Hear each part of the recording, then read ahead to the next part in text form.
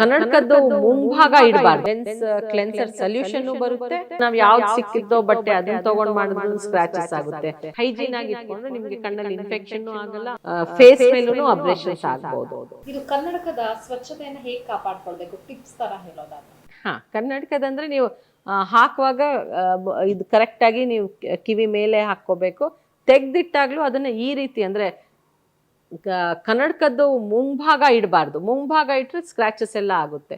ಮತ್ತೆ ಅದನ್ನ ಡೆಫಿನೆಟ್ ಆಗಿ ಅದಕ್ಕೇನೆ ಕ್ಲೀನ್ ಮಾಡೋಕ್ಕೆ ನಾವು ಈಗ ಲೆನ್ಸ್ ಕ್ಲೆನ್ಸರ್ ಸೊಲ್ಯೂಷನ್ನು ಬರುತ್ತೆ. ಮತ್ತೆ ಕ್ಲಾತು ಅಷ್ಟೇ, it should be extremely soft muslin cloth ಥರ ಇರುತ್ತೆ.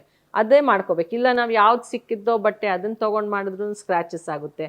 ಮತ್ತೆ ನಾನು ಹೇಳ್ದಂಗೆ ಅಡುಗೆ ಮನೆಯಲ್ಲಿ ಎಲ್ಲ ಐಟಮ್ಸ್ ಜೊತೆನೂ ಇಟ್ಬಿಟ್ಟು ಅಂದರೆ ಸ್ಕ್ರ್ಯಾಚಸ್ ಆದಾಗ ನಿಮಗೆ ಪುನಃ ದೃಷ್ಟಿ ಕಡಿಮೆ ಆಗುತ್ತೆ.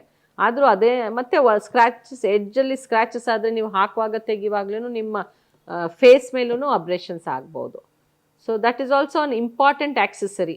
ಅದು ವಯಸ್ಸಾದಂಗೂ ನಾವು ಅದನ್ನು ಆಕ್ಸೆಪ್ಟ್ ಮಾಡ್ಕೋಬೇಕು. It's a graceful acceptance of an accessory ಅಂತ ಇಟ್ಕೊಂಡ್ರೆ ಅದನ್ನು ಕ್ಲೀನಾಗಿ ಇಟ್ಕೊಂಡು ಹೈಜೀನಾಗಿ ಇಟ್ಕೊಂಡ್ರೆ ನಿಮಗೆ ಕಣ್ಣಲ್ಲಿ ಇನ್ಫೆಕ್ಷನ್ನು ಆಗಲ್ಲ, ಅದರಿಂದನೂ ನಿಮ್ಗೇನು ತೊಂದರೆ ಆಗದೇನೆ ನೋಡ್ಕೋಬೇಕು.